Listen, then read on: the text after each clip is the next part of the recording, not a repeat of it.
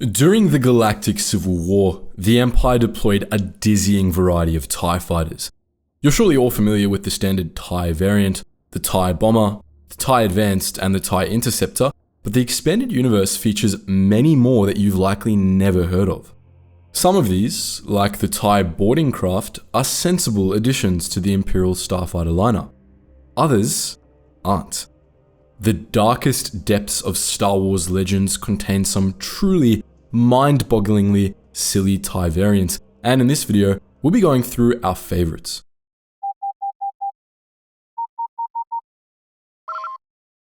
Attention, Sergeant on deck!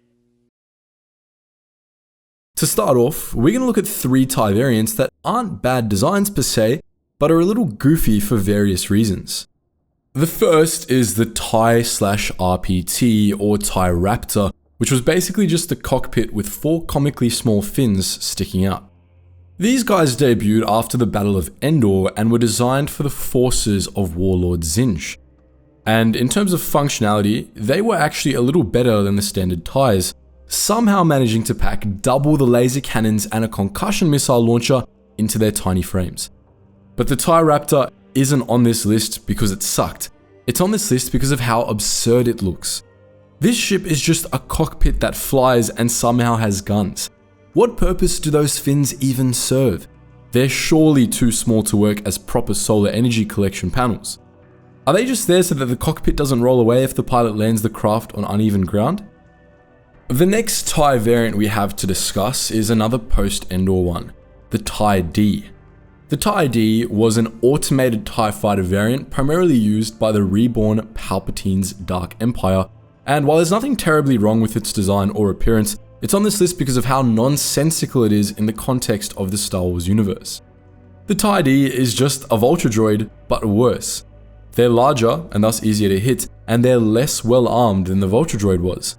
The TIE D also didn't perform any better than the Vulture droid. The Empire could deploy it in vast swarms, but they could still be easily bested by organic pilots, so that didn't matter much. Imperial designers reinvented the wheel with the TIE D and somehow made it worse. Truly incredible. Rounding off this category, we have the TIE RC, the Recon TIE. This was literally just the basic TIE/LN, the default TIE fighter with a few extra sensors and one less gun, making it ever so slightly better at recon and half as capable of hitting anything. We can think of no other justification for the existence of this thing apart from the possibility that the project was just a way for CNR to launder Imperial tax credits. Why the hell would you even make this? The normal TIE was about as good at recon and had twice the firepower. The TIE/RC is just silly. Buckle up, because now we're going to start talking about the real design crimes of the TIE series, starting with the TIE/SR, or TIE Scout. The TIE Scout was essentially like the Recon TIE, but longer range, as it was equipped with a hyperdrive and a lot more communications equipment.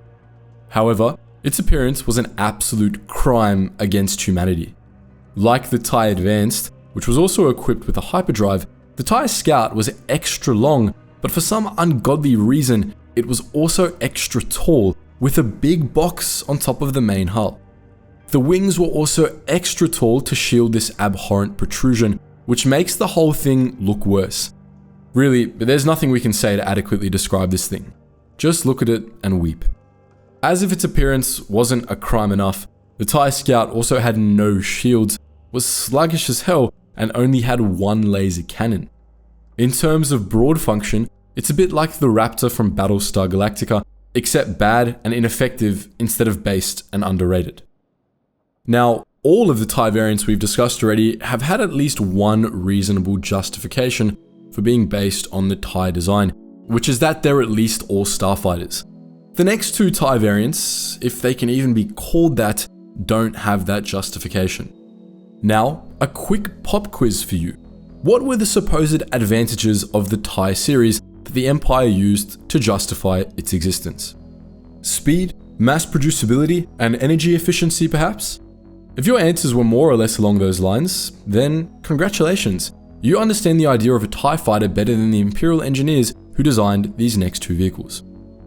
First, we have the TIE AP-1, informally known as the TIE Mauler. Your eyes do not deceive you. This is indeed a TIE tank. You know, a design based around being flimsy, lightweight, and fast, adapted to a kind of vehicle designed for the exact freaking opposite of those things. It sucked every bit as much as you think it would. It was decently fast, but it was flimsy and only had 3 blaster cannons for weaponry. Its cockpit design left the driver exposed, and perhaps most importantly, it had treads and 0 twin-ion engines. You know, the things that make the TIEs TIEs. The next TIE tank is arguably even worse, the Sentry tank, also known as the TIE Crawler. This design goes far beyond being stupid. It's incomprehensibly bad. Most of the vehicle is just treads which have the flimsy little cockpit ball suspended between them.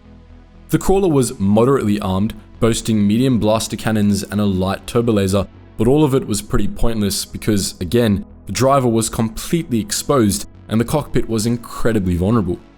The TIE Crawler is just beyond words, and not in a good way.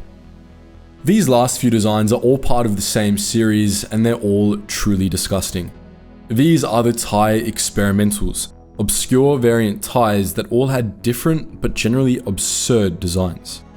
All of these craft were drones and slaved to a control mothership. We're going to be discussing them from newest to oldest, since the M1 is the worst of the bunch, and we'd like to give you time to decide to go watch something else before this monstrosity assails your eyes. The TIE Experimental M5 was tame, but still pretty bad. This was just a TIE fighter with a comically large booster engine strapped to the back, for which it was known as the TIE Booster. This thing was distinguished by its ability to go absurdly fast and onboard shield generators, which most TIEs lacked. Despite its speed, however, the TIE Booster had poor maneuverability, which makes it a little pointless if you ask us. The Experimental M4 was at least more sensible. This TIE drone, seemingly based off the TIE Advanced, was just a giant remote-controlled bomb. Designed exclusively for kamikaze strikes, the TIE bomb was just a concussion missile with extra steps and a much higher price tag. Speaking of concussion missiles, let's talk about the Experimental M3, or the TIE Warhead. This modified TIE interceptor had its laser cannons removed, swapped out for a pair of wing-mounted concussion missile launchers. Since the missiles weren't mounted in the same place as the laser cannons, it's absolutely nonsensical that the TIE Warhead's guns were removed, especially since the concussion missile launchers only had 8 rockets each. Once those were all launched, this thing was completely useless. The Experimental M2, or TIE Big Gun, was a slightly more logical design. It was a standard TIE fighter with its laser cannons removed and, as with the M3, replaced with large weapons mounted on the wingtips. The M2, at least, had weapons that were actually reusable, a pair of light turbo laser turrets. This design might have been a decent idea if executed properly, but it's still a silly design, and again, there was really no reason to remove those laser cannons.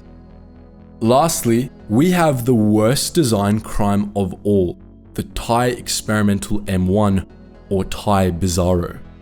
This abomination was a completely pointless gimmick design, a TIE fighter with one wing between 2 cockpit balls.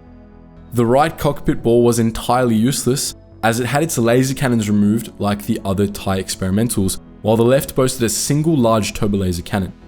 It had some decent firepower, but this is completely outweighed by its absolutely indefensible design. How the hell was this thing even stored? You couldn't land it normally, for certain, and you'd probably have to design a whole new refueling rig for this absurdity.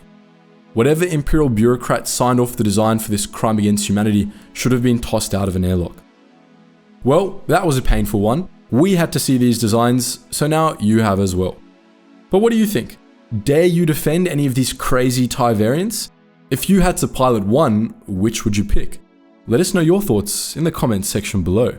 As always guys, thank you so much for watching. I hope to see you in the next video.